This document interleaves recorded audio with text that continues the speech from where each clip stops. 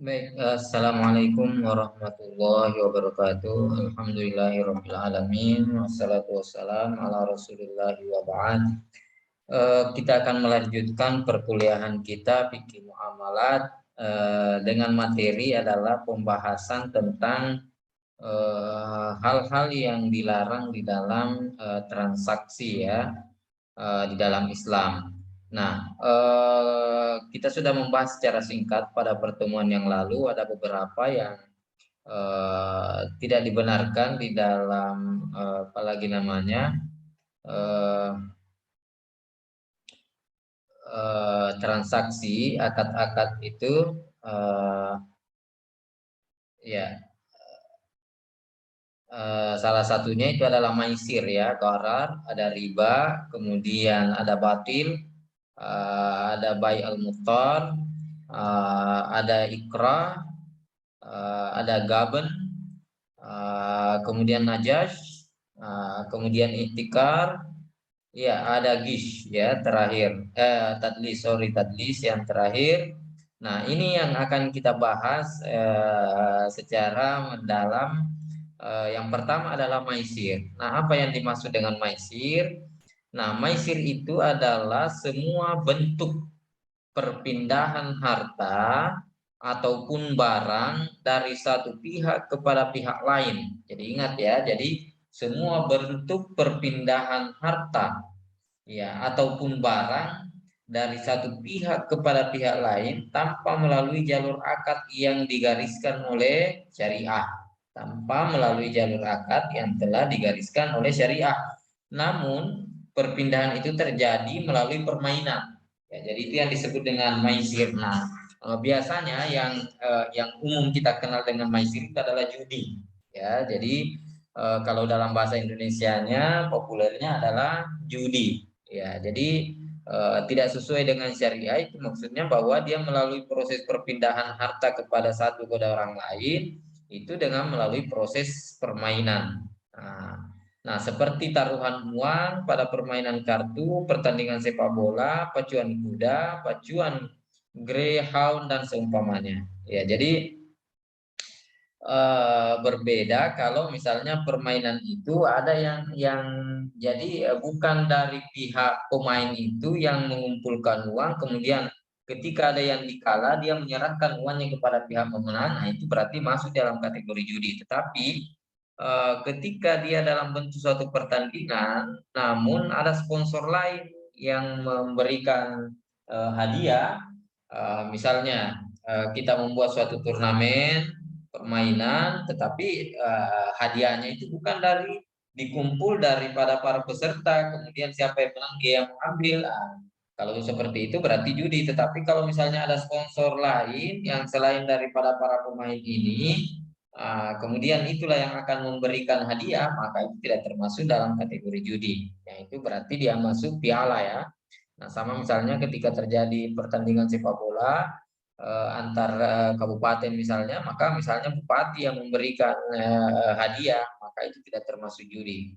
Nah, berbeda halnya ketika hadiah itu dikumpul dari orang-orang yang bermain, kemudian siapa yang menang dia yang mengambil, lah itu masuk kategori judi. Nah, itu yang disebut dengan maisir. Mengapa dilarang?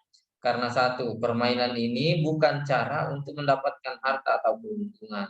Nah, kemudian yang kedua, menghilangkan keridaan dan menimbulkan kebencian. Ya, tentu saja pihak yang kalah akan merasa tidak senang, tidak ridha, ya sehingga menimbulkan kebencian. Nah, inilah bisa merusak persaudaraan. Nah, ini semua yang tidak dibenarkan di dalam Islam.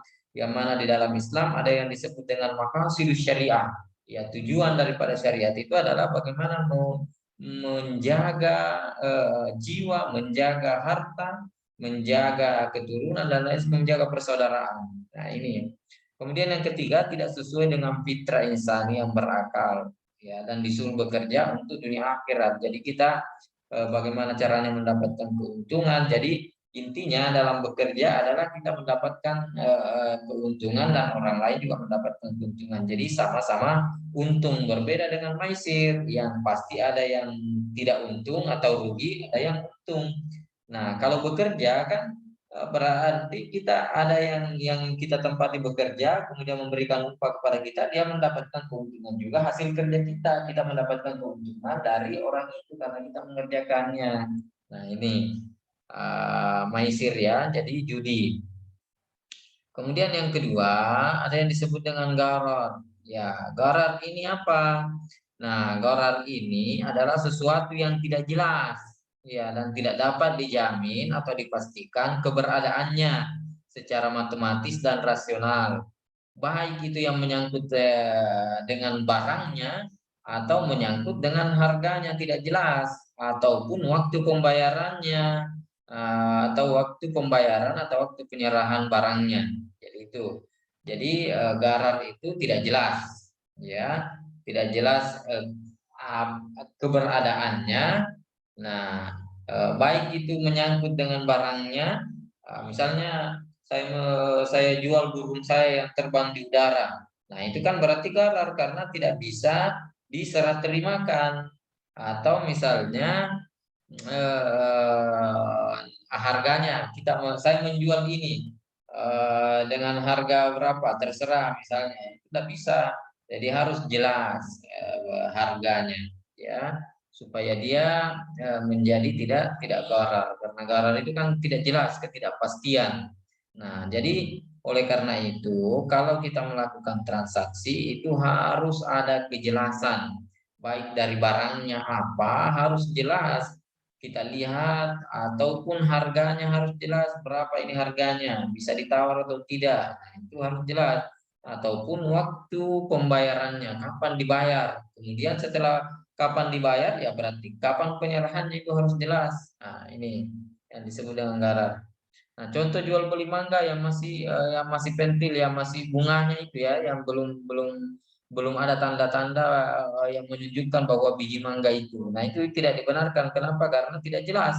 Ya, tidak jelas, bisa jadi nanti ketika mau dipanen itu kan ternyata tidak ada yang mau dipanen karena semuanya jatuh, ya, atau tidak berhasil mangganya. Nah, itu makanya tidak dibenarkan dan itu akan tentu saja ada mengakibatkan kerugian. Jadi pihak pembeli merasa rugi, kemudian pihak penjual untung.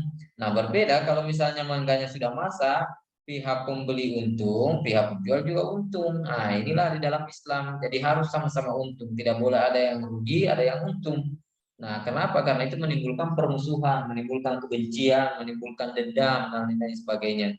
Nah, karena pihak pembeli tidak dapat memastikan berapa banyak buah mangga masa yang nanti berhasil dipanennya dan kapan buah-buah tersebut dapat dipanen. Ya bisa jadi ada beberapa atau hanya sedikit yang berhasil atau bahkan tidak ada yang berhasil sama sekali ketika dia sudah menjadi besar misalnya mangganya.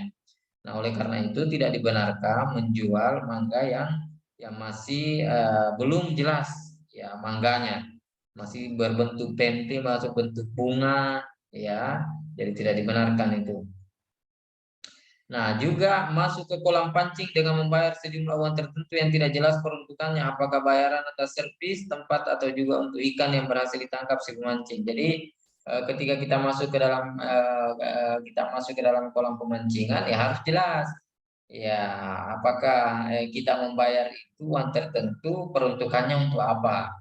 Ya, apakah bayarannya atas servis tempat? Ya, karena kita masuk maka kita membayar tempatnya, atau ketika kita memancing itu berapa uangnya yang kita dapat, berapa ikannya yang kita dapatkan di situ. Nah, itu lagi ya, itu apakah itu yang dibayar?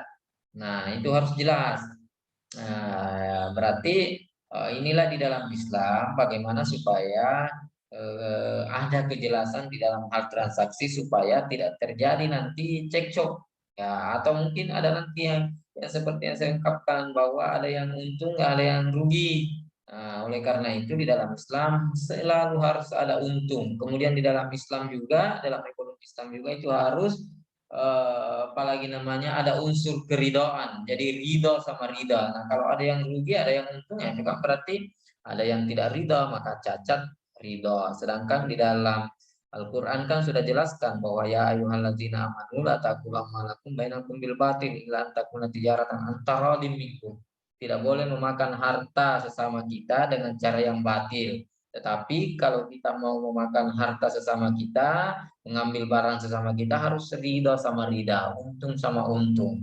Nah, ini kecuali bila hal itu semua dijelaskan secara rinci di muka. Jadi boleh saja misalnya masuk ke dalam pancing ke dalam kolam tadi, tetapi kemudian dijelaskan, dipastikan bahwa kita membayar 5.000, membayar 10.000, kemudian silakan masuk di dalam, bebas memancing, ikannya boleh diambil.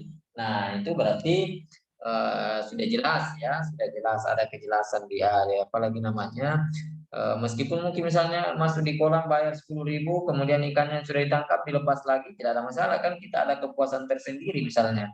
Nah, itu sudah dijelaskan di awal, jadi kita sudah tahu bahwa memang kalau kita masuk hanya bersenang-senang, memancing di dalam, menghilangkan stres, setelah itu keluar tanpa membawa ikannya, ya. Nah, oke, saya kira itu ya untuk pertemuan kita pada kesempatan ini. Insya Allah pada pertemuan berikutnya kita akan membahas tentang riba, ya. Oke, sampai jumpa pada pertemuan selanjutnya. Wassalamualaikum warahmatullahi wabarakatuh.